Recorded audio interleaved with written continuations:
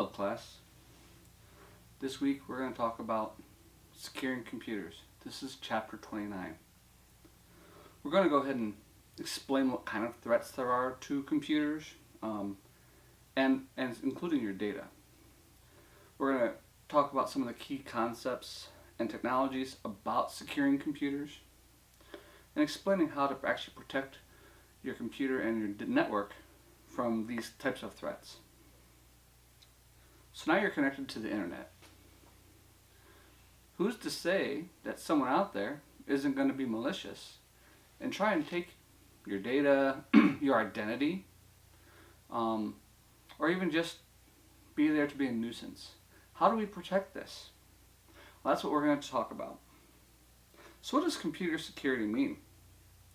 Is it just an antivirus program? Is it just a firewall? What are all these things that we have to do to protect ourselves? Well, these are all different tools that are under the securing of computers. So, what kind of threats, what kind of problems can we see? Well, there's unauthorized access, data destruction, which can be either accidental or deliberate, administrative access, catastrophic hardware failure, malware, and environmental threats. We're going to talk about all these kinds of threats.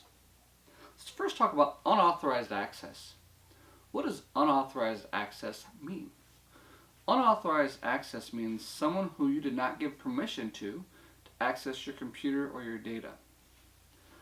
This can be anything from a hacker to someone just sitting down and you still being logged in after you left. That would be unauthorized access. You didn't intend for this to happen, but it could be intentional or it could be either accidental or malicious in that aspect. One way to gain unauthorized access is through something called dumpster diving. This can be someone basically looking through your documents to see if you have your username and password written down. Or literally dumpster diving. See if any of your information that you've had is in your trash or refuse. This can be physical trash or trash on your computer, such as like your recycle bin. So there's all sorts of ways to do that. Another one is called shoulder surfing. Shoulder surfing is someone walks up, they're talking to you, and you're typing in your information, but they're looking over your shoulder and seeing what you type. At home, it's not so bad, but if you're out in public, you need to be careful with this. Okay, social engineering. Social engineering is the process of using and manipulating people to be able to get inside of a computer network or ways from outside into the network to get your data. What this means is, say if someone comes in as a consultant, but they're not really a consultant, and they tell a secretary or other administrative professional that they need access to the data so that way they can work on it because the IT director told them to. If this person doesn't verify with IT director that this person is authorized, this consultant is authorized to have access to this could pose a security threat. So all sorts of ways to manipulate people without actually physically hacking. Infiltration. If someone gets into your building under the guise of someone else who might have a legitimate reason for being there, whether it be another type of repair technician, this is another type of social engineering. Telephone scams is another type of social engineering. We've seen these a lot lately in the news where people are phone called and said, hey, we've noticed that this is Microsoft, we've noticed you've had a lot of virus activity, let us remote on your computer and we can help you fix it. Obviously Microsoft is not going to monitor your information, so you're probably known that this is not going to be legitimate. Phishing. This is someone trying to get you to give you give them your username and password. One way this is usually done through email. Click this link and you win $1,000. And then you click the link, you register, and then they have your information. Another way is that they can set up illegitimate sites that look like a legitimate site, and then basically it redirects it and it looks like a legitimate site, and then you put in your credentials and now they have your access for this. Those are all sorts of ways of social engineering without actually hacking or writing programs to gain this information. Data destruction. Whether it's intentional or accidental, data destruction happens periodically. This can be from someone accidentally deleting a file or a record in a database, and then you have to recover it with backup software, or a hacker coming in and deleting and doing like corporate espionage, and deleting a bunch of corporate data, and then copying it off and then deleting it. There's all sorts of ways of data destruction. You need to protect themselves with backups, good backups, to be able to protect against that. Administrative access. This is where somebody has elevated their privileges or gained access to the computer network through credentials. This is where you can actually access the network then and gain access to the data, and it looks like somebody else. This is where you have to be very careful about having good secure usernames and passwords and changing them periodically. System crash and hardware failure. Hardware is hardware. It's going to fail at some point. You need to protect against it. Whether you protect against it with backups or redundancy, where you have a second hard drive, like in a RAID setup, but you need to protect against it. Physical theft. Yes, computers can be stolen. If they're stolen, they can then be hacked much more easily because they have direct access to the hardware. There are programs out there that are for free that will let you be able to access Windows data without having to have the usernames and passwords. You need to protect against this. Malware. This is something else that's been coming up a lot lately. It is a malicious piece of software that basically is not as bad as a virus, but is enough to be more annoying. Or it can it could be a gateway type software where it allows viruses to come into your network. Or it could be hijackware. Hijackware is where you click on a link and it installs this piece of software like Antivirus 2014. And then they want you to pay to now have access to your computer and your data again. They can even encrypt your files before you can gain access back to that. So you need to be careful about the links you click and where you're going. Environmental threats. This is everything from acts of God like tornadoes and storms to keeping your servers cool enough to keep them running efficiently. One common issue that data centers have is not having enough cooling capacity for their servers. If a server runs too hot, you could start losing hard drives, memory banks, or processors. Another issue is dirty air. Everyone has this. It's just dust or anything else that accumulates on the electrical components because of the static electricity that's bound to them. You need to keep the air or the computers or the components clean, so periodically shutting them down and blowing the dust out or vacuuming it out is a good preventative maintenance.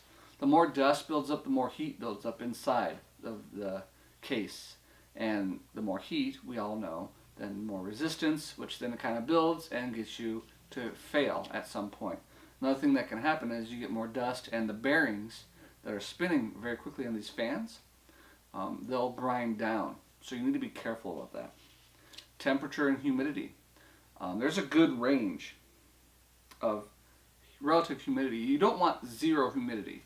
That's a bad thing, because at zero humidity, static electricity builds up very profusely.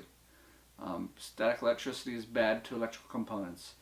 So you don't want that building up. So between 30 and 40% on the low end, and nothing higher than 75% on the high end for humidity is a good humidity range. About 72 degrees in a data center. Between 68 and 72 is where you about roughly want your data center, because then you have the ambient air pulling in to cool your servers. So you got to make sure that your your air ducts are always clean and clear of obstructions. Make sure it's adjusted to where it's not too cold, too hot, and also don't let your equipment get too close to the ventilation, because direct access to the ventilation can toss moisture in there or dust particulate. So you just gotta be careful. And then also toxic materials. Toxic materials can be anything from basic gasoline to other more corrosive or dangerous materials. You just gotta be careful what environment you're working in. If you're at home, it's typically not an issue, but if you're working in a factory that has a lot of toxic materials, you need to be careful and be aware of that. Okay, security concepts and different technologies. There's different tools you can use to protect yourself or your computer and data. Access control is one of these tools. You got to make sure that there are different ways to restrict this access. Physical security is one that is highly overlooked. You need to make sure that the area is physically secure. So if you look at a server room, most of them are locked with either a key or they have a badge type system to let someone in. So you got to make sure that it's physically secure, because if it's not physically secure, someone can walk in, take your stuff, head out, and well, now you have physical theft. Authentication means how good is someone's password. Usernames are usually fairly easy to guess. Once you figure out the username scheme, you can then just, you have one part of the two-part key to get into a system. So the stronger the password, the stronger your security is going to be. You can also have a two-part authentication where somebody puts in their password and use biometrics to do a double security check. There's also multi-factor authentication where you can have more than two. So if you have password, biometrics, and then a PIN. There's all sorts of ways to make sure everything's secure. You have to balance that with making sure it's not too difficult to be able to get in, to make your users not want to use your data.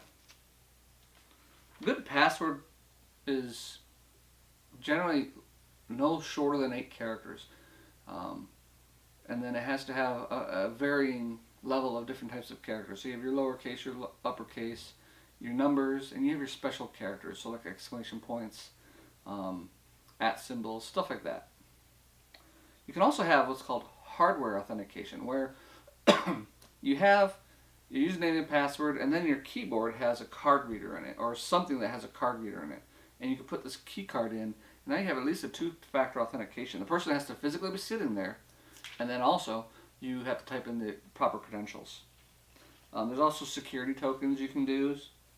All sorts of things that you can use to make sure that you have authentication. Now remember, at the beginning of the semester we talked about operating systems and the different types of file systems. We talked about FAT32, FAT16, NTFS. In this instance, NTFS is going to be your best bet. FAT32, and the FAT systems do not have any type of real authentication. Sure, they had a username and password that you could put in, but that was just a clear text file of saying, hey, it's me, I'm just the one logging in. Well, if you're just the one logging in, you can just click cancel and get to a generic account. FAT or NTFS is the one actually that lets you actually not be able to just click cancel and get in. It actually requires authentication. You can convert a FAT system to an NTFS. The command to do this is on page 1335. Users and groups, we know through playing with this that we can control who can access what via users and groups. Review that chapter on NTFS and it'll talk about that. You have different security policies that you can set up. Read that portion of the chapter. You can also determine who can do what on a system, not just who can access what, but who can do what. So if you want someone to not be able to shut a system down, you can select that. Data classification and compliance and reporting. These are all different ways of making sure certain data stays in certain areas. Page 1339 talks about this. Auditing, incident reporting. All of this is good stuff so that way you know what's going on with your system. Evidence handling. Here's an important one. Say you actually have a breach. You need to know how to properly either handle that or escalate this to the proper law enforcement authorities to be able to process this evidence. The first thing you do not want to do is shut a system down. Leave a system running in state if you ever have to contact someone. That way they have access to the live data that's going on. Data and device preservation. You may be asked at some point to preserve these devices. The best bet here is to tag it and separate it out from the rest of your production environment. Okay, network security. Here's one that we need to talk about. This is a home network or business network or anything of the above that's a computer network. Okay, we have stuff out there called malicious software. I know it's kind of redundant from what we just talked about. But there's different kinds of malicious software, not just malware. There's something called grayware. It's less than perfect types of programs. They can really just make your system run slower. They have lots of bugs in them. This can still be a piece of spyware or anything like that that does this on purpose. But even if it's not, if it's just a poorly written program, it can actually prove to be a threat to your system. So be careful about poorly written software as well. Pop-ups. Pop-ups are notorious for having viruses and malware embedded in them. You need to be careful of these. That's why you don't always want to disable your pop-up blocker on everything. You want to be more selective on what you unblock for the pop-up blocker. Spyware is something that is literally what it is. It's a piece of software that's spying on you. One way it does this is it can record your keystrokes and then send it off to a person who wants that information. There's hardware and software spyware as far as that's concerned. There's something called a keylogger. You can put a USB drive in, it'll record everything, and then someone will come in, take the USB drive, and good to go. They have your stuff. That's not good to go for you, it's good to go for them. Spam. Oh, spam. It's email that is unsolicited, that basically it's a fish. Some of it can be a phishing attempt to try and get you to click on something. Some of it is just people trying to sell you stuff, not necessarily that you want. We've all seen these. One study found that this theory that over 90% of spam received, or the email received, is spam. This is possible. You just need to be careful of what you're clicking and when you're clicking it. Okay, now we're going to get into the more dangerous stuff. Virus. What is a virus? It's a program that has two jobs, just like a real virus. It's designed to replicate and to activate. Okay? Replicate means it needs to make copies of itself. And then activate means it's going to perform a certain type of function. Either whether it's erasing your boot sector of your boot drive or destroying data, something like that. But it's got two parts. It has to replicate to be a virus. A worm is similar to a virus. Worms and viruses are different. Although it replicates, a worm doesn't have to be... It doesn't have to wait for someone to do something to replicate. Worms can do it on their own. So you need to be very careful about this. A macro is something that a certain type of keystroke kicks it off and does and activates a different, maybe a multiple sets of viruses. Trojan horse is a piece of software that pretends to do one thing and is actually doing another. So say a piece of software is acting like it's scanning your system as an antivirus. In reality, it's replicating itself and emailing itself out to your friends and family to try and become more prevalent. That would be a Trojan horse. Got to be careful about these. Rootkits. Rootkits are one of the more dangerous types of viruses. It can be a mix and mash of different things. It can act like a Trojan horse antivirus, but it needs to hide itself. That's the kicker with a rootkit. It's going to hide itself and bury into your system. This is one of the more dangerous kinds and deviant kinds to get rid of. So what are some of the signs and symptoms that you might have a virus or a rootkit or something like that? One is if your system starts acting a little wonky. What I mean by wonky is, say you click on something or you start a program like Word and a couple other things start up with it that you don't recall installing. That might be a key indicator that you have something else installed. Or if you don't recall changing your home page on your web browser, this is something else that you could possibly think that might be a virus or a piece of malware. You need to be careful about these. How do we prevent and recover from malware? Well, there's software out there that helps us with this. There's anti-malware programs and antivirus programs. They're two different things. Anti-malware protects against the lesser of the malicious types of software. So like the Antivirus 2014 that basically is just trying to hijack you to get your information off, that would be something like a piece of malware. So anti-malware is like Malwarebytes and Search and Destroy, stuff like that. Antivirus is protecting specifically against the more malicious types of viruses or pieces of software. So like Norton Antivirus, McAfee Antivirus, Avast, AVG, those are all antivirus programs. They're very good. They all have their pros and cons. So if you're going to purchase or download and install antivirus software, you need to make sure that you would do your research first. See which one's the better bet for your type of system. Okay, there's two types of pieces of software out there that are very dangerous that you need to be aware of. One is called a stealth software. What it does is it literally hides itself. And this could be malware or virus.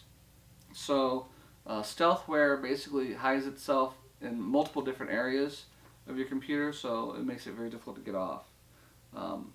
Another one is called a polymorphic or polymorph virus. Polymorphic virus is one that changes its signature so that way it's literally mutating to become a different virus.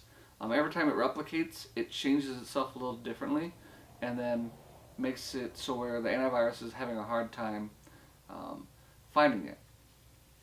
So, we've talked about some of the different antivirus and anti-malware programs. We've talked about some other stuff about protecting yourself. Another way to protect yourself is to educate yourself and your users. Education and knowing about these things is going to go a longer way than just having the software. So we also have some malware prevention tips that we talk about on page 1335. So some tips are making sure your antivirus is balanced well with the performance of your system, but also giving the right amount of protection. The default statuses for a lot of these are high. That may require more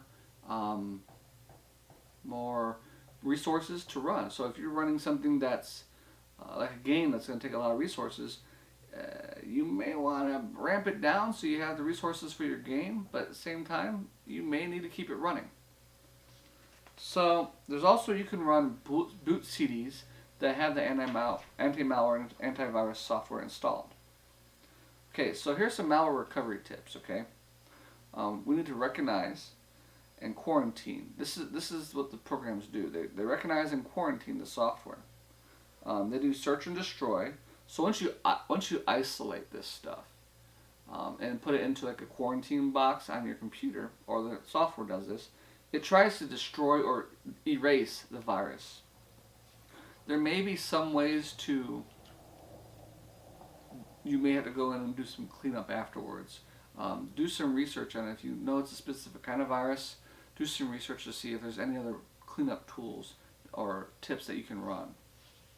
Remediation means finding a patch for that virus. So that way, even if it tries to get in your system again, the patch is already fixing that hole that let it in to begin with.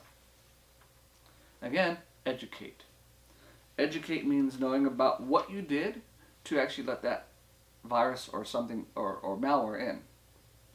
Okay, another thing that we have at our disposal is called a firewall. Okay, a firewall is a very important tool for your computer and your network. There's two types of firewalls. There's a hardware firewall and there's a software firewall. Software firewalls are typically installed on the computer or server that you're working on. They're great for local protection on just that particular system, and they allow only certain internet application protocols to connect to that system. That's the software firewall. Now, hardware firewalls are typically installed at your network access point. So that would be your wireless access point or your router, home router, or in a business it will be at your layer 3 switch or business router. These act as a first line deterrent. As something comes into your network, and here's your network sitting over here, it's going to hit the firewall and it's going to run some rules that says, hey, can I let this traffic in? If it says yes, the traffic goes through. If it says no, it either rejects it or it drops the information. So you just need to know that you need to be running both software and hardware firewalls. Pages 1359 through 1367 talk about these firewalls. Okay, now we have some other things that we can do.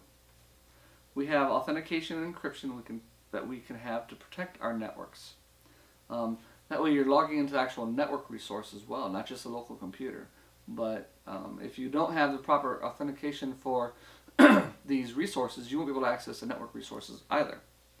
Data encryption, encrypting your data so that way even if somebody steals it, they can't see the data. It's going to scramble it up unless you have that little decoder key, or the computer has a little decoder key to say, hey, this is how we unscramble this. So data encryption. Application encryption means, remember how we talked about with internet application protocols. If you run secure HTTP, which is the World Wide Web authentication, it's an application encryption. That means it's going to encrypt everything before, so that we can put it on the website and it's secure. So if you see HTTPS : / more than likely that's going to be encrypted. You see this more with anytime you have to sign into a website, banks, email accounts, stuff like that. The way this works is through certificates. Read about this in pages 1370 and 1371. Okay, now here's one thing where we've talked about multiple times. Wireless is something that's you got to be very careful about. When you set up wireless, you got to make sure you're running at least WPA or WPA2. If you're running just WEP, it's not really going to protect you very well. There's tools out there that'll crack it within 15-30 seconds, and you will never even know that they've done it.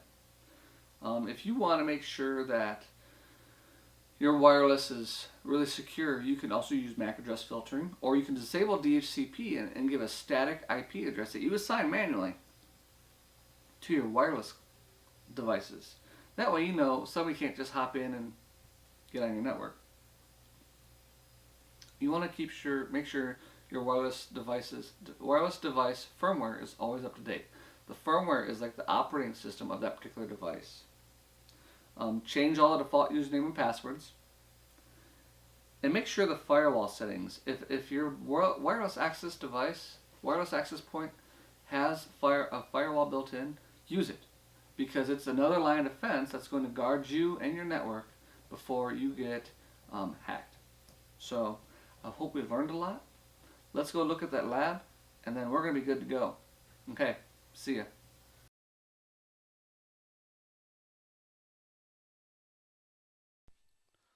Hello everyone, and welcome to Week 11 Lab for Wireless Networks. So this lab is set up just like we have in the past. It's got 3 sections. Section 1, which is terminology. It's our normal terminology where I give you the term and you give me the definition or the function of the device. Section 2 is configuring a wireless access point. Now, does this mean I give everyone a wireless access point? No. But we do have a wireless access point simulator we're going to use online. Section 3 is setup and troubleshooting scenarios. This is our standard short answer detailed questions. So I want some good answers here. There's only 3 of them, as we'll see here in a minute. So section 1, like I said, was step down and show you that we have just our standard terms and definitions. Section 2, though, show you here. This is the website you're going to go to. You need to type this in exactly. So here it is http://tools with an S .netgear.com/landing/GUI GUI/WNHDE111/simulators with an S /V, it has to be caps, _1 _2 _3 _1 _0 _1 and a /. So we're going to go ahead and go to this site and start back at the beginning. And you can see we're now here at a wireless access point. This is 5 gigahertz access point, so this supports N.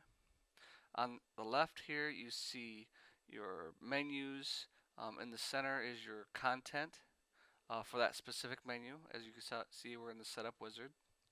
And on the right, we're in, you can see this blue field, which has some definitions for each screen. You'll see it change when we go into the different menus.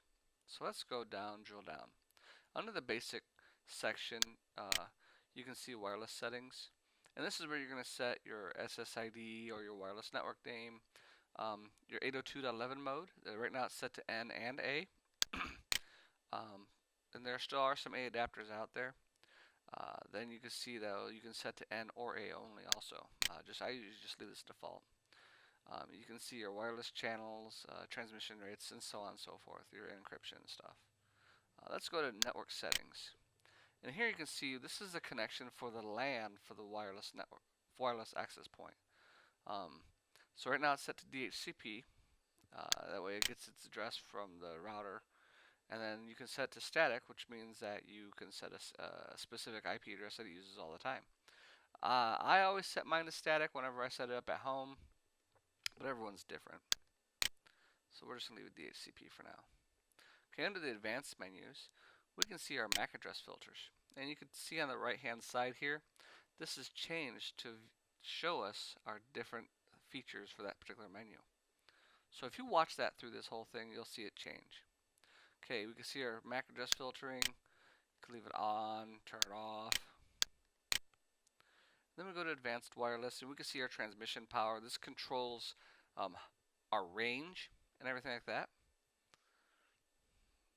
Then we go to Wish, and this is a different feature. So if you look here on the right, it stands for Wireless Intelligent Stream Handling. This is for streaming media and stuff like that. So this access point is geared towards media centers and streaming video at home. And then you have your Wi-Fi protected setup, or WPS. You can see here's the pin. You can lock your security settings, stuff like that. Under our tools section, we have our admin screen, which allows us to change our password. We have our time. It is always good to keep your time in sync, so you'll want to make sure you set this if you ever do this at home. You have your system, and under system, what you can do is you can save your configuration, so that way in case the device is ever corrupt or goes bad and you get a new one of the same model, you can just restore that configuration, and then you just don't have to set up everything all over again by hand. If you're having issues, you can reset to factory defaults and reboot the device. And then you have firmware. Under firmware, this is that operating system for the device we were telling you about earlier. You can check for updates for the operating system, and you can upload a new one. You need to do this from a wired connection though, so just make sure you always do it from a wired connection. Under the status section, we can see our device info. And here we can get our LAN MAC address, our wireless MAC address, all that stuff there. And under wireless, we don't have anything under wireless right now. You can see wireless section allows you to view the wireless clients that are connected to your wireless access point. Since this is a simulator, there's nothing connected. Under logs, this section is good for in case you have issues with access point. You can see what might be going on. Statistics, again, since nothing's connected, you're not going to have any statistics. And which sessions, again, since nothing is connected, you won't have any information here. So then you have your web support, go to knowledge base and documentation and such. So that's basically the wireless access point. So you get your information for the lab from that. If you have any questions on that, let me know. So then let's scroll down to section 3. And section 3 is our short answers. This is some decent scenarios here. You need to pull in all the information that you can research and know about wireless networking, because this is going to take some information. I want some good detailed answers here because I give you a decent amount of writing space. So you got only three, and they're worth 5 points each. So that means I definitely want some good answers. Okay, well, that's the lab. If you have any questions, I'll have a chat session available Wednesdays and Fridays. And then also, you can always reach me via email at the school email address that you can see up here. So any other questions, send me an email or catch me on chat. Good luck with your lab. Okay, well, that was some of the lab. And if you have any questions, get me on chat or email. Otherwise, we'll see you later.